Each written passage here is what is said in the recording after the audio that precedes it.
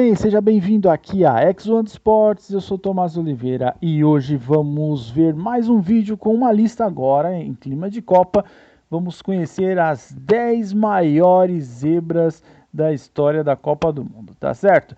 Vamos começar então lá na era Taça Jules Rimet, no ano de 1938. Esse jogo aconteceu no dia 5 de junho de 1938, no estádio Chapeau, em Toulouse, na Copa da França, onde a seleção de Cuba venceu nada mais nada menos do que a Romênia. Foi a primeira vez na história em que o time do Caribe estava disputando a Copa e Cuba foi lá e fez bonito. No primeiro jogo da fase eliminatória, antigamente a Copa do Mundo já começava no playoff, a Cuba surpreendeu e empatou com a Romênia em 3-3, mas no jogo de desempate que aconteceu 2 dias depois, Cuba venceu a Romênia com 2-1 e de virada. No primeiro tempo, no finalzinho do primeiro tempo, aos 65, Dobai da Romênia fez o primeiro gol e no segundo tempo, Socorro e Fernandes fizeram os gols de empate e da virada de Cuba e entrou para a história aí do futebol cubano,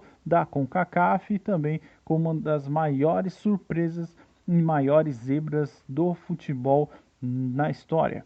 Agora vamos avançar um pouco no tempo, vamos para a fatídica Copa de 1982 na Espanha.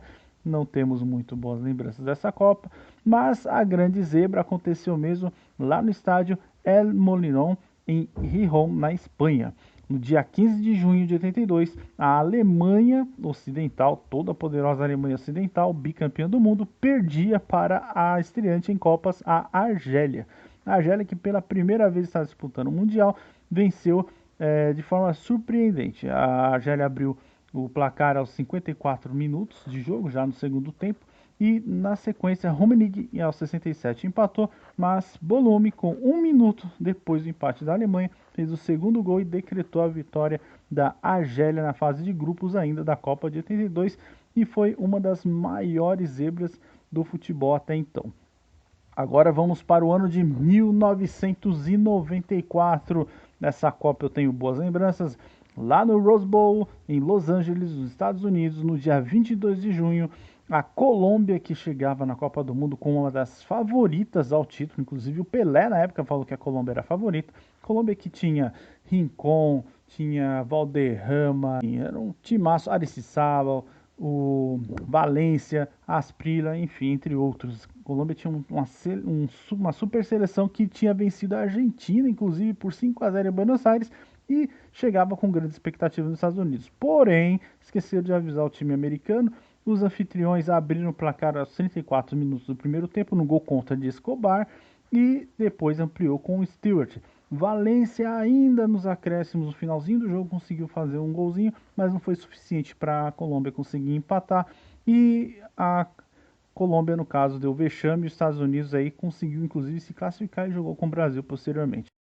Ainda em 1994, na Copa dos Estados Unidos, lá no RFK Stadium, no dia 29 de junho, em Washington DC, a Bélgica enfrentaria a Arábia Saudita. Até então, um jogo que seria bem tranquilo para a Bélgica que tem muito mais tradição no futebol do que a estreante Arábia Saudita.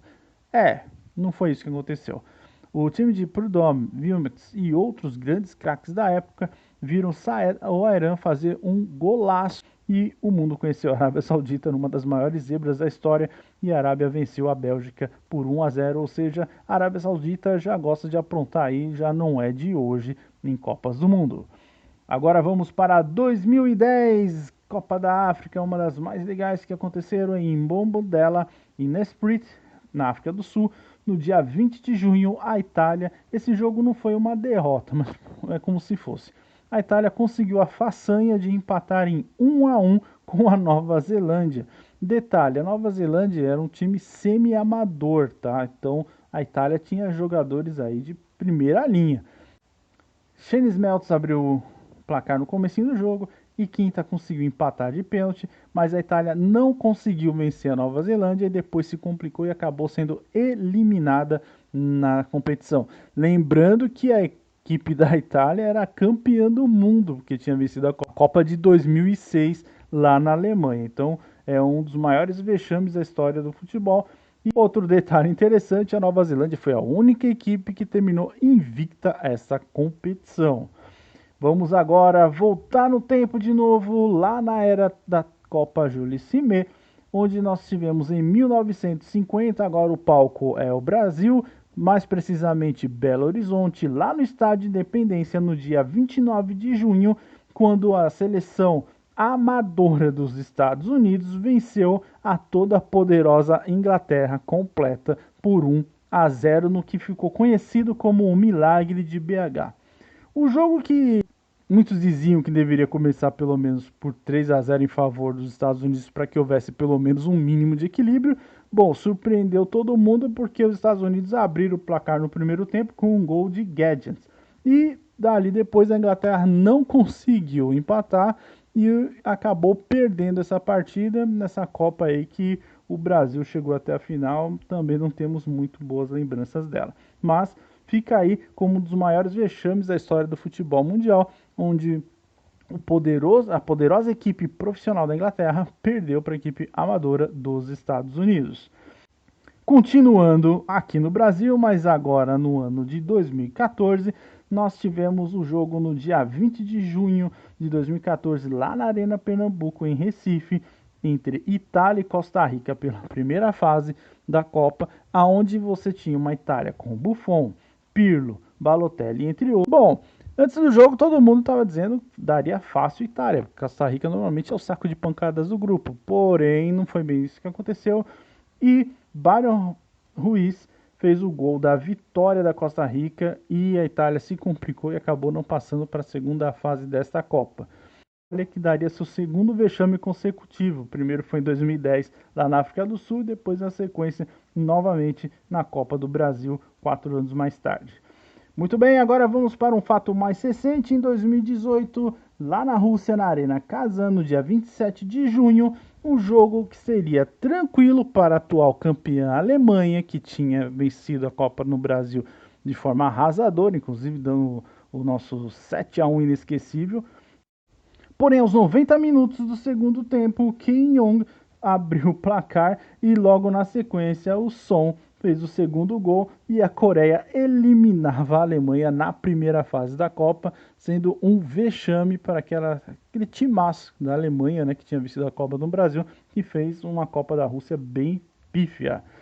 Muito bem, agora vamos para dia 31 de maio do ano de 2002, a super seleção da França, que tinha Zidane, Trezeguet, Lizarazu, Barthez, enfim, entre outros, estreava contra o estreante Senegal na Copa de 2002 na Coreia e no Japão. O jogo foi em Seul, no Seul Stadium, e o mundo todo assistia de boca aberta o Senegal vencer a toda a poderosa França com um gol de Bouba Diop aos 30 minutos do primeiro tempo e fazendo com que uma das maiores zebras da história da Copa do Mundo galopasse ao vivo para o mundo inteiro. E a toda a poderosa França, campeã do mundo, perdia para um estreante em Copas por 1-0. Muito bem, agora vamos para a maior de todas zebras. Essa aqui eu deixei por último porque merece, né? Copa de 90. Então nós tínhamos aí no dia 8 de junho de 1990. Muito bem. A Argentina tinha nada mais nada menos que Goicoechea, Canidia, Ruggeri e Maradona. Então imagina, campeã de 86, todo mundo acreditou que a Argentina ia passar o trator em cima de Camarões e ia fazer a festa na estreia da Copa da Itália. Bom, não foi isso que aconteceu.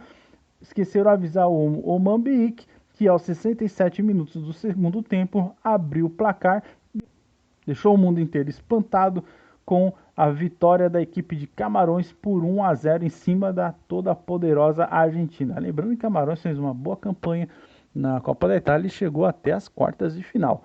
Muito bem, e aí, gostou da nossa lista de Copa do Mundo? Então nós conhecemos aí hoje as 10 maiores zebras de Copa. Se houver algum outro jogo que você conhece também, que você considera uma grande zebra de Copa do Mundo, por favor, deixe aí nos comentários, tá certo? Então, agradeço aí sua visualização, muito obrigado e nos vemos no próximo vídeo. Falou e até mais. Tchau, tchau.